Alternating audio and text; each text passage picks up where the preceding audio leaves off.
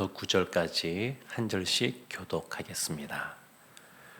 주 여호와께서 내게 보이신 것이 이러하니라.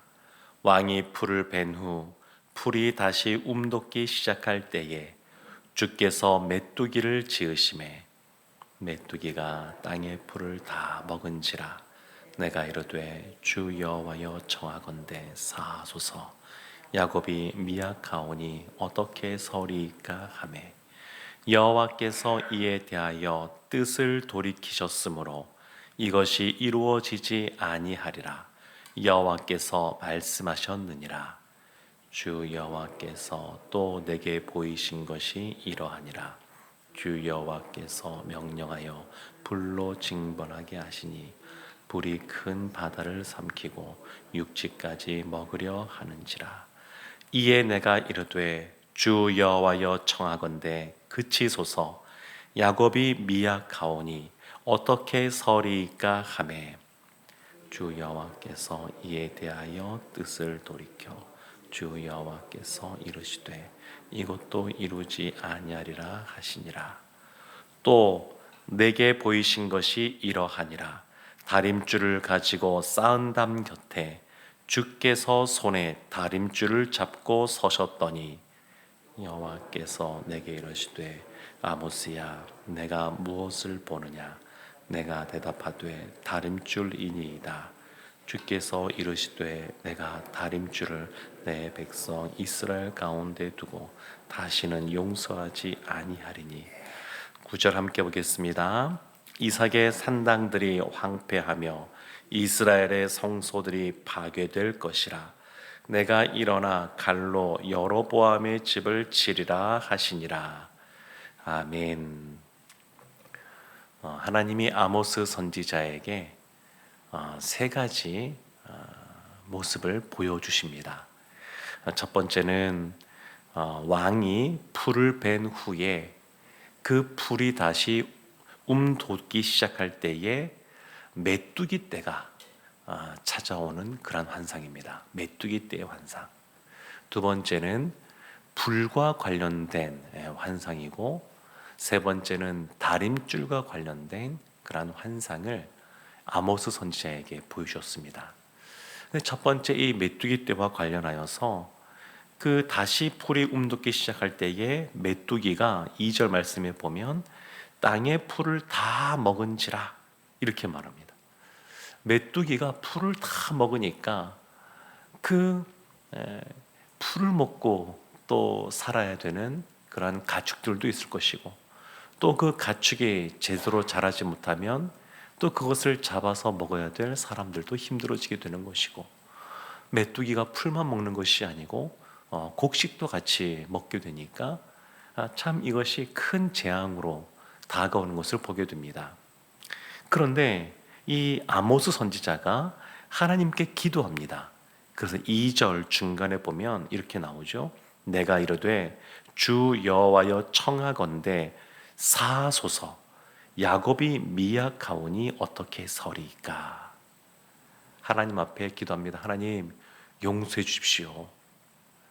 지금 이 앞에 그 아모스 6장의 말씀을 보게 되면 그 지도자들로 말미암아 하나님 앞에 범죄하고 하나님의 징계를 받게 되는데, 그 지도자들이 행한 것을 그 백성들도 따라가서 행했고, 그래서 심판이 임한 것을 심판이 임할 것에 대해서 말씀하신 것을 볼 수 있었습니다.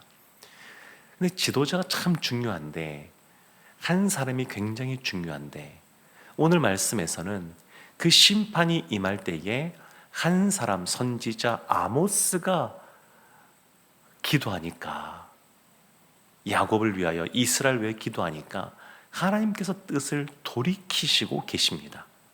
그 3절 말씀에 분명히 말씀하시죠. 여호와께서 이에 대하여 뜻을 돌이키셨으므로. 하나님이 뜻을 돌이키셨습니다. 돌이키셨습니다.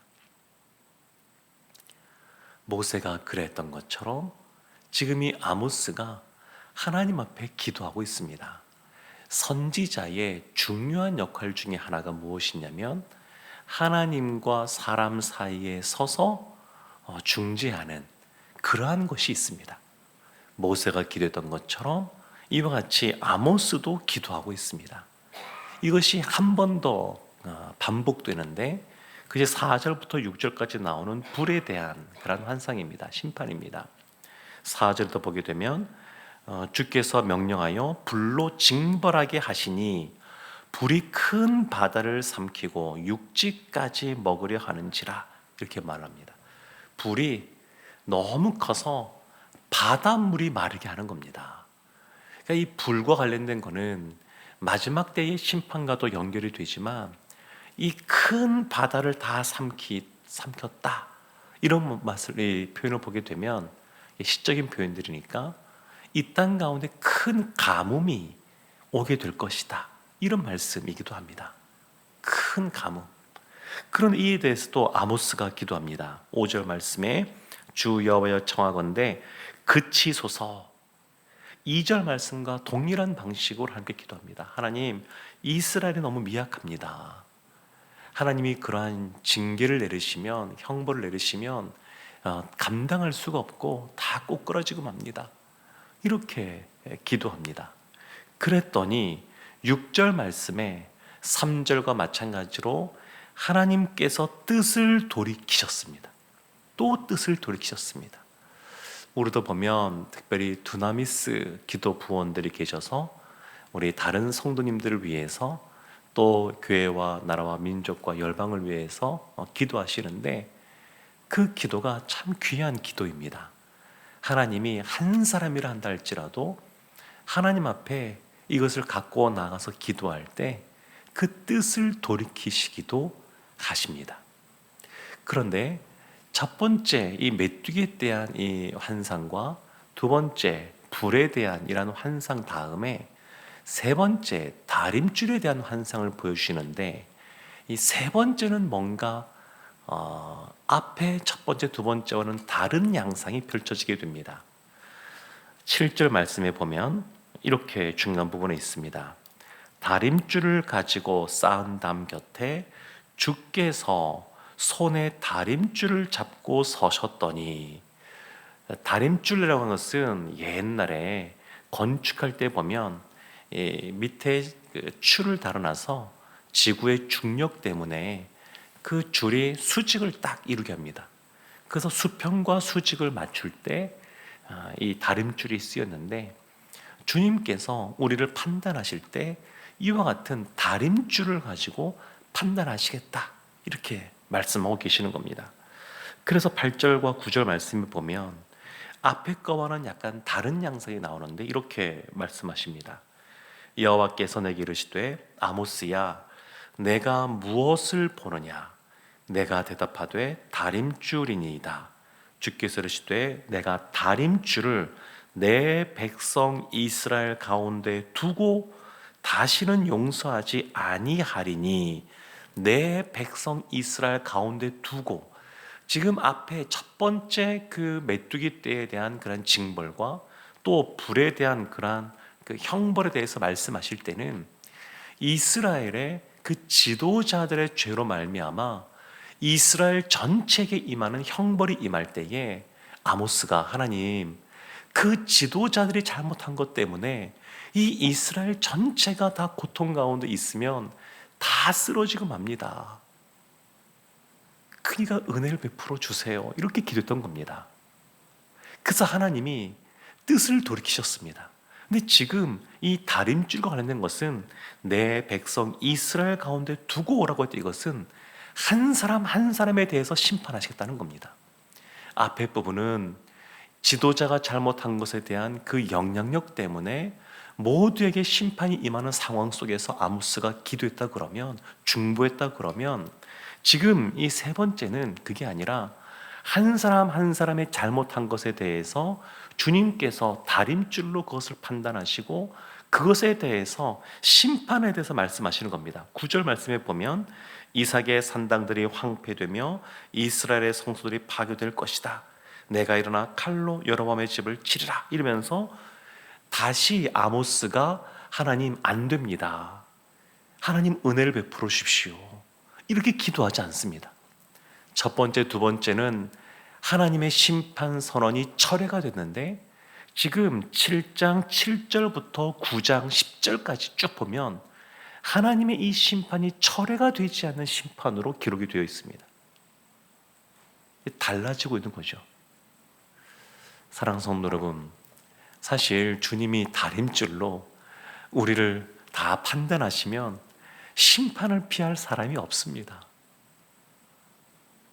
우리가 주님의 십자가의 은혜 가운데 의인이라고 칭함받는 거지, 우리가 의인이 아무도 없습니다. 그래서 첫 번째, 두 번째 이것을 돌이켜 주신 것도 하나님의 큰 은혜입니다. 은혜로 우리가 이렇게 살아가고 있는 겁니다.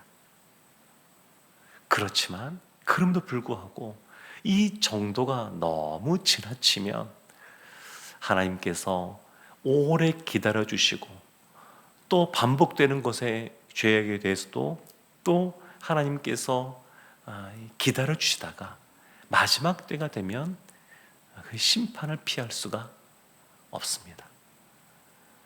오늘 이 말씀을 통해서 우리가 다시 한 번 더 하나님의 은혜 가운데 이 자리에 있음에 대해서 감사해야 하면서, 또한 우리의 기도 제목도 알아야 되겠지만, 특별히 다른 이들을 위하여, 또 요즘 참 나라가 쉽지 않은데 이 나라를 위하여 우리가 기도하기를 원합니다.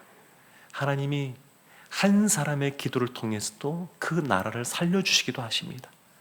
그래서 신자들이 기도하는 것이 너무너무 중요합니다. 뿐만 아니라 또 한 개인 한 개인에 대한 이 심판에 대해서는 이 아모스 선지자가 할 말이 없는 겁니다. 내가 그 백성 가운데서 한 사람 한 사람 그 사람이 잘못한 것에 대해서 내가 판단하고 심판하겠다고 할 때 아모스도 차마 뭐라고 말하기 어려운 그러한 상황이 있는 것을 볼 수가 있습니다.